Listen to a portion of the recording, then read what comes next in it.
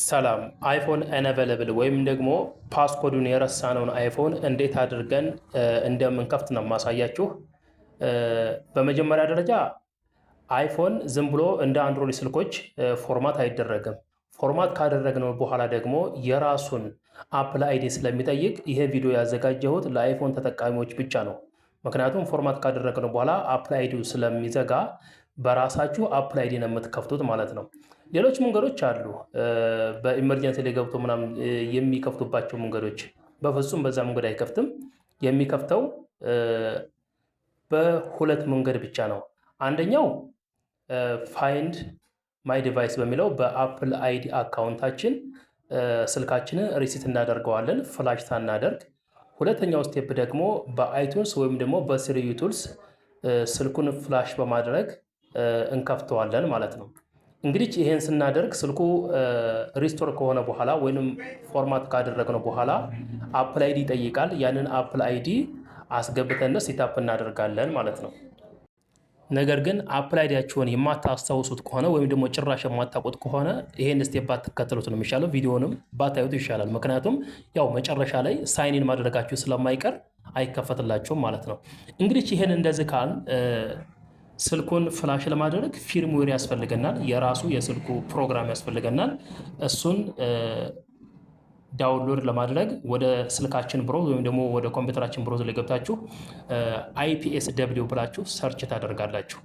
ከዛም በኋላ አይፒኤስ ብላችሁ ሰርች ካደረጋችሁ በኋላ ከሚመጣላችሁ ዌብሳይት ላይ እዚህ ጋር አይፒኤስ ደብሊው ዳውንሎድ የሚል አለ። ሁለተኛ ደረጃ ላይ ያለው ይህንኛውን ይህን ማለት ነው። ይህንን ክሊክ ታደርጉታላችሁ። ከዛም በኋላ ክሊክ ታደርጉት የአፕል ዲቫይሶችን እንዳለ ያመጣላችኋል። አይፎን፣ አይፓድ፣ አይፖድ፣ ማክ፣ አፕ የተለያዩ የአይፎን ወይም ደግሞ የአፕል ዲቫይሶችን ያመጣላችኋል። እናንተ ከዚህ ላይ የተዘጋባችሁ ወይም ደግሞ የራሳችሁን ስልክ አይፎን ሊሆን ይችላል፣ አይፓድ ሊሆን ይችላል፣ አይፖድ ሊሆን ይችላል። የትኛውንም ሞዴሉን ብራንዱን በመንካት ከዛም በኋላ ስፔሲፊካሊ ሞዴሉን ትፈልጋላችሁ። ምክንያቱም ትክክለኛ የራሱ ስፔሲፊክ ሞዴል ካልሆነ አይቱን ላይ ስለማይቀበልላችሁ ወይም ደግሞ ስሪዩት ላይ ስለማይቀበልላችሁ የራሱን ስፔሲፊካሊ ሞዴሉን ትፈልጋላችሁ። ከዛም በኋላ ማን ነው ሊስት አድርጋችሁ የራሱን ስፔሲፊካሊ ሞዴል ታገኛችሁ በኋላ ሌተስት የሆነውን ቨርዥን ነው የምታወርዱት። አሁን ላይ ያለውን ማለት ነው አፕዴት የሆነውን ነው የምታወርዱት እንጂ ኦልዱን አትነኩት። ለምሳሌ እኔ ኤስ6 ፕላስ ነው አይፎን ኤስ6 ፕላስ ነው የእሱን ነው የነካሁት። እዚህ ጋር እንደምታዩት በቀይ የተጻፋሉ። በቀይ የሆኑትን አትነኩም። እዚህ ጋር ልክ እንደ በአረንጓዴ የሆነችውን ሌተስቷን ነው የምታደረጉት። ከዛም በኋላ ይሄን ካደረጋችሁ በኋላ እንግዲህ ፍላሽ ወደምታደርጉበት ቱል ትገባላችሁ። እኔ ስሪ ቱል ነው ፍላሽ የማደርግበት። እዚህ ተገባችሁ በኋላ ስልኩን ያው ሪከቨሪ ሙድ አስገብታችሁ ኮኔክት ታደርጋላችሁ ከፒሲው ጋር። ከዛም በኋላ ኢምፖርት ታደርጋላችሁ ፋይሉን ማለት ነው። አንዳንዴ እምቢ ካለ ኔትወርኩ እዚህ ጋር ተመሳሳይ ነው እንደምታዩት። አሁን ዳውንሎድ የሚለው ስሪቱ ላይ ዳውንሎድ የሚለውና እኔ ዳውንሎድ ያደረኩት ተመሳሳይ መሆን አለበት። ከዛም በኋላ ያው ኢምፖርት ስላደረኩት ስታርት ብዬ ፍላሽ ፕሮሰስ አስጀምረዋለሁ ማለት ነው። አሁን እንግዲህ ፍላሽ እያደረገ ነው ያለው እንደምታዩት አሁን ጀምሯል። ነገር ግን እንደ ማስጠንቀቂያ ነገር የምነግራችሁ ይህንን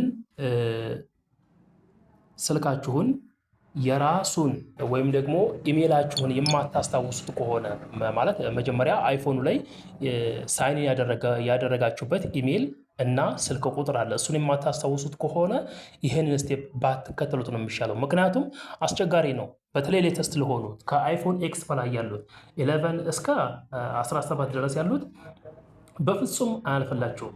ምክንያቱም ኢንተግሬትድ ነው የሚሆነው ከሲስተም ጋር ኢንተግሬት ስለሚሆን በፍጹም አያልፍላችሁም። ምናልባት እንትኑን ካወቃችሁት ወይ ስልክ ቁጥር ወይም ደግሞ ኢሜይሉን የምታውቁት ከሆነ ሜቢ ሪከቨር በማድረግ ፓስወርዳችሁን ሪከቨር ልታደርጉት ሪከቨር የምታደርጉበት ኦፖርቹኒቲ ሊከፈት ስለሚችል በዛ መንገድ ልትሞክሩት ትችላላችሁ። ከዚህ ውጭ ግን ጭራሹን የማታውቁት ወይም ደግሞ የእናንተ ያልሆነን ስልክ በዚህ ስቴፕ ብትሞክሩት ስልኩ አዎ ፎርማት ይሆናል። ሄሎ ስክሪን ብሎ ይቆማል። ከዛ ውጭ ግን አታሳልፉትም። ሜቢ እስከ አይፎን ኤክስ ድረስ ያሉት በተለያዩ መንገዶች አሉ።